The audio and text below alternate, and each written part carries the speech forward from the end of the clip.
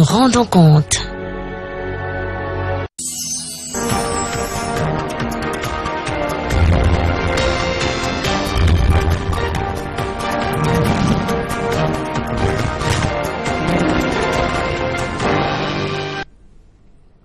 Bonsoir à tous, bienvenue sur Equinox Télévision. C'est le journal, une édition bilingue sur votre chaîne.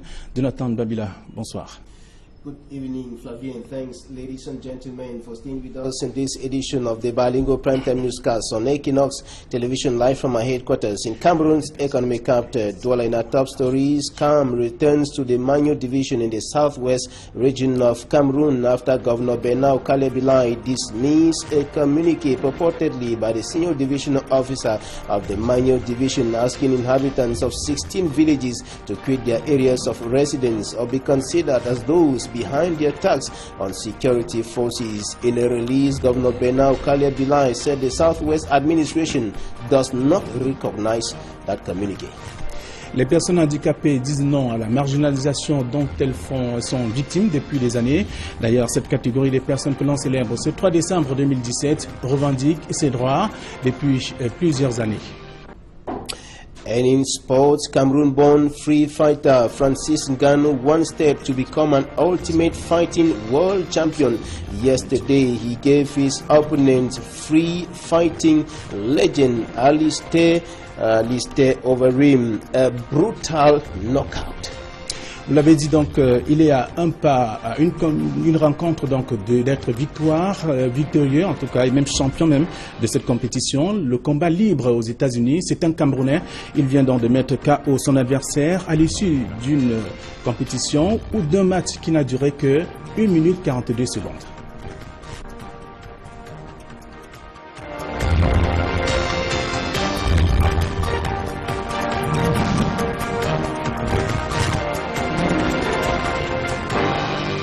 Culture également pour dire que le rendez-vous a été respecté cette fois-ci.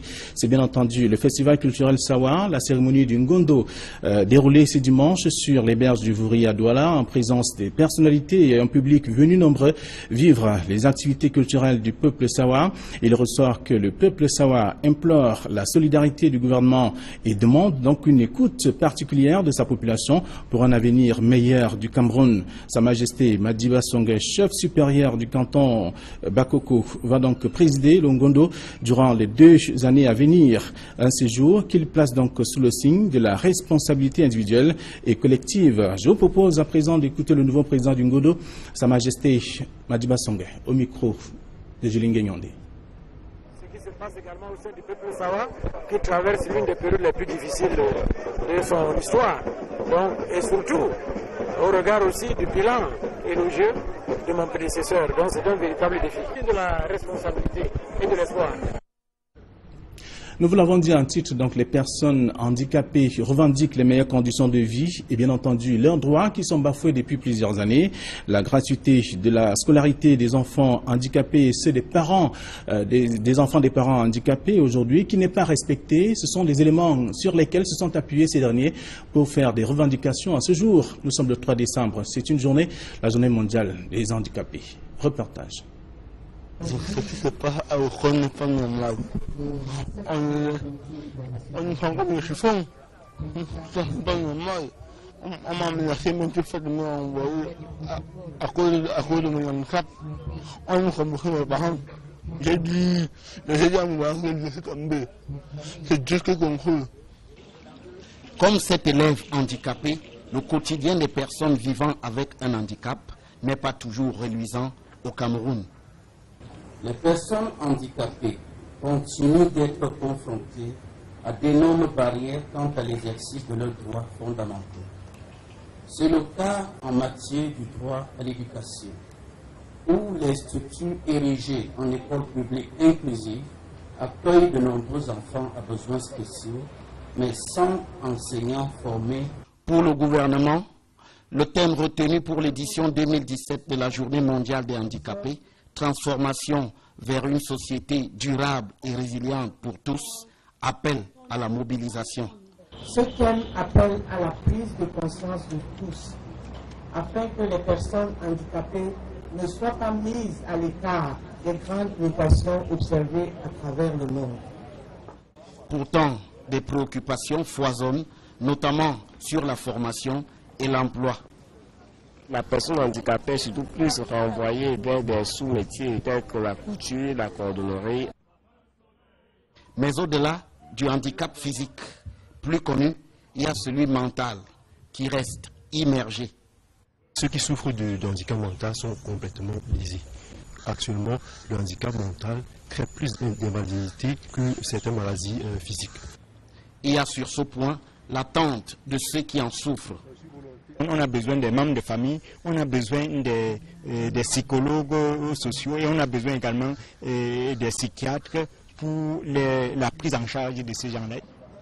Tout comme, de manière générale, la question de la promotion aux responsabilités des personnes handicapées. Aucun handicapé n'a achevé un grand poste de responsabilité. Les personnes qui sont handicapées, ça dit que ces gens n'ont pas parti à l'école. Il y a des handicapés qui sont bien partis à l'école. Pourquoi ne pas le donner aussi le poste du directeur général comme à l'Étuquébé? Comment ne même pas intégrer ces handicapés dans les grandes administrations? Depuis 2010, une loi relative aux personnes handicapées existe, mais son décret d'application reste attendu.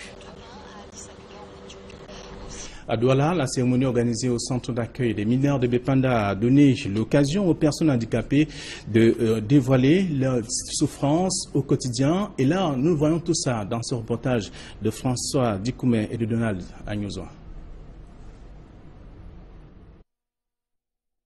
Le petit Nkunkouma est le passager privilégié de ce tricycle conduit par sa génitrice. Ils vont prendre part aux activités organisées par la départementale des affaires sociales pour le Vouri à l'occasion de la journée internationale des personnes handicapées. Le caractère festif que revêt la cérémonie ne fait pas pour autant oublier à la personne handicapée son quotidien, partagé entre recherche de la pitance journalière et l'encadrement de sa progéniture. Je fais dans l'artisanat, je fais les babouches en perles, les sacs en perles. Pour les enfants, il y en a toujours des hommes de bonne volonté qui nous aident. Juste on ne peut pas demander tout au gouvernement. C'est ce que je fais. Je le fais à la maison parce que je n'ai pas un bon emplacement et je n'ai pas aussi un bon fonds pour que je mette vraiment mes produits sur le marché. Du côté des pouvoirs publics, l'occasion est tout indiquée pour mobiliser la communauté nationale autour de l'intégration de l'approche handicap dans les mutations sociales. Tout le monde dans la société doit prendre en compte l'aspect handicap parce qu'aujourd'hui, on voit plus les handicapés moteurs, les handicapés visuels et autres, alors que nous tous nous tenons en nous un handicap. Ça peut être psychologique, ça peut être mental. Alors le message que nous pouvons passer non seulement aux personnes handicapées et aux personnes valides, c'est prendre en compte l'être humain lui-même d'abord. Et aux personnes handicapées, on a pu les sensibiliser sur leur façon d'être, sur leur façon de se comporter et de savoir que le handicap n'est pas la mort. La journée internationale des personnes handicapées, célébrée chaque 3 décembre, a pour thème cette année « Transformation vers une société durable et résiliente pour tous ».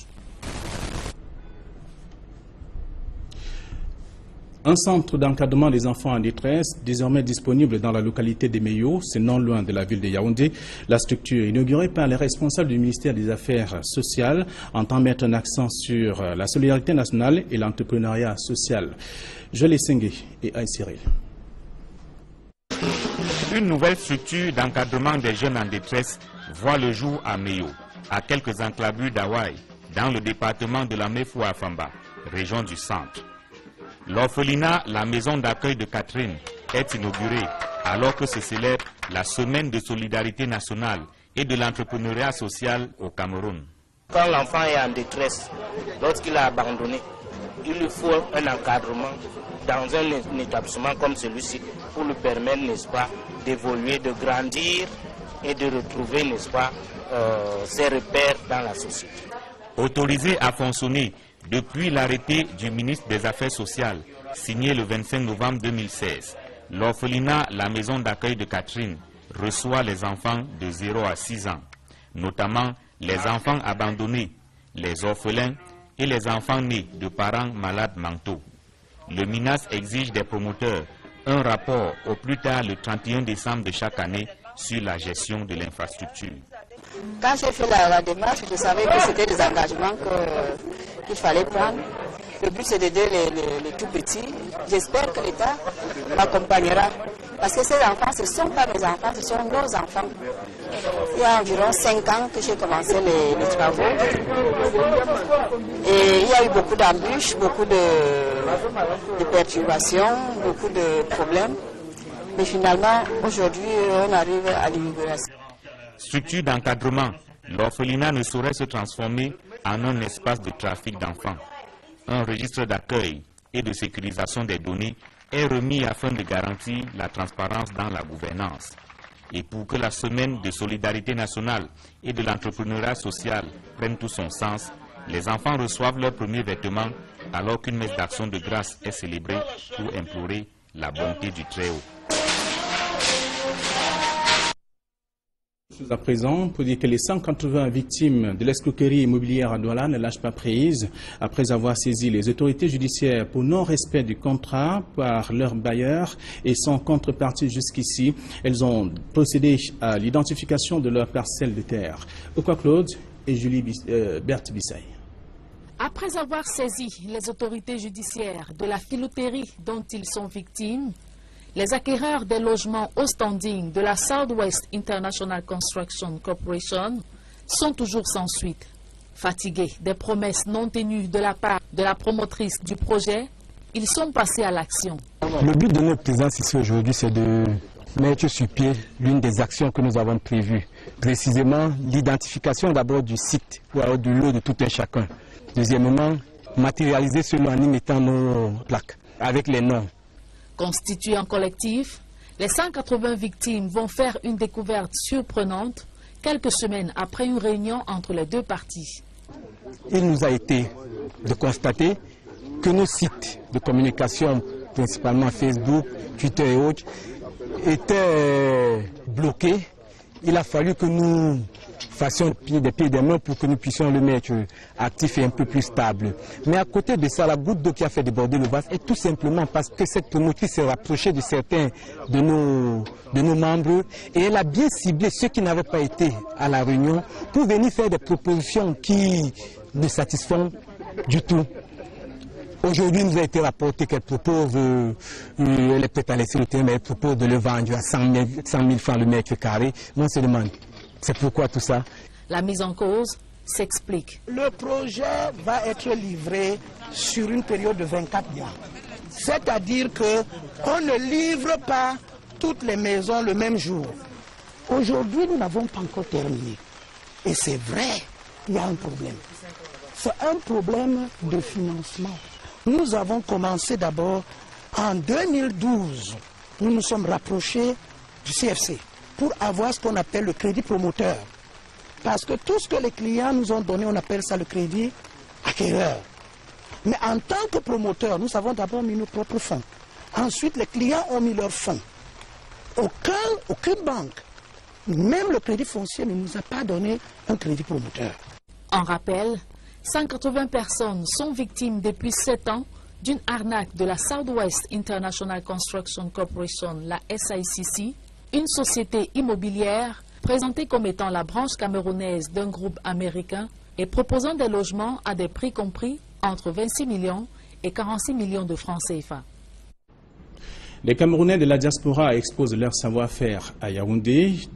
C'est dans le cadre du Salon de l'innovation pour l'émergence de l'Afrique. D'ailleurs, c'est le tout premier du genre qui met donc en exergue le génie créateur de ces inventeurs et innovateurs qui excellent donc dans l'électronique et l'agroalimentaire. Élisée Boba et Marcelin Gansot. Qui est la vision? Sur le terrain fertile de l'innovation, des Camerounais laissent exploser leur génie créateur et proposent des inventions révolutionnaires dans des domaines aussi variés que l'agroalimentaire, l'électronique et les nouvelles technologies. Ici en image, des prototypes grandeur nature, des systèmes électroniques appliqués dans plusieurs domaines du sport et qui ne demandent qu'à être valorisés. Il en est de même des systèmes imaginés pour une meilleure conservation des produits agroalimentaires. Parce que ici en Afrique, on dit les découvertes c'est pour les Blancs, c'est pas le cas. nous pouvons découvrir ici, et il y en a, vous avez vu quelques-uns, et il y en a plus. Des inventions et bien d'autres qui donnent à voir et à apprécier au Salon de l'innovation pour l'émergence de l'Afrique. Le tout premier, imaginé et mis en musique par des Camerounais de la diaspora qui, après de longues et riches études, ont décidé de faire profiter à leur pays le fruit de leurs recherches, qui date pour certains d'au moins 20 ans. Pour le chef de l'État, a mis en place la boussole gouvernementale, qui est la vision 2035. La présence des hauts responsables des ministères de la recherche scientifique et de l'industrie augure des lendemains dont ces Camerounais espèrent qu'ils seront meilleurs. En tout cas, ils sont convaincus que l'innovation reste et demeure la clé de l'émergence et du développement du Cameroun. De retour dans leur pays, répondant à l'appel du chef de l'État, ces inventeurs et innovateurs ont besoin de l'accompagnement des pouvoirs publics pour valoriser leur activité et ainsi baliser à leur manière le chemin de l'industrialisation du Cameroun.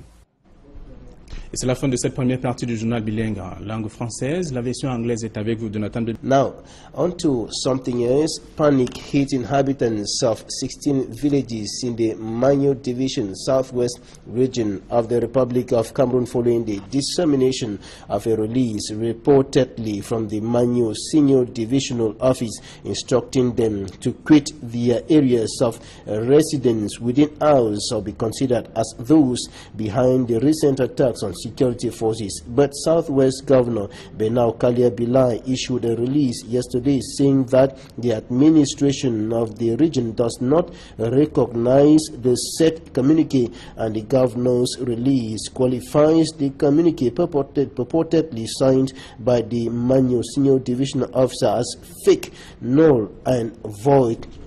And Governor Benau Kalia Bilai urged the inhabitants of the Manyo Division to remain calm and to remain in their villages. He reassured them that any action or operation to be eventually undertaken by the defense or security forces shall be meant to ensure their protection and to safeguard their properties as instructed by President Paul Biya, while counting on the collaboration of local opinion leaders and traditional rulers. The Southwest Governor Benau Kalia Bilai has called on the population of the Manyo Division to cooperate with security forces in efforts to safeguard Cameroon's territorial integrity. And in a similar story, the General Coordinator of the Progressist Movement, Jean-Jacques Ekindi, has said discussing secession in Cameroon should not be a taboo. Speaking to reporters on the sidelines of his party's 5th Extraordinary Congress in Douala yesterday, the former Member of Parliament also warned against any possibility of postponing the elections due for next year because of the socio-political tension hitting the two Anglophone regions of the country. He says it will be worsening the situation if elections are postponed, and Jean-Jacques Ekindi condemned killings within the context of the Anglophone crisis and urged for political solutions to political problems. Here now is an extract of what the General Coordinator of the Progressist Movement, Jean-Jacques Ekindi, told the press shortly after the meeting. Political is dialogue, discussion, debate. Killing people is not debate, is not political. So, when you start killing people, you cannot claim anymore that you are doing politics. You have no right to kill anyone. We politicians are entitled to discuss and debate and go for elections. We have no right to go and kill people. Government is applying political solution to political problems. Look at what happened at the National Assembly. Did they arrest SDF? No, because SDF killed nobody.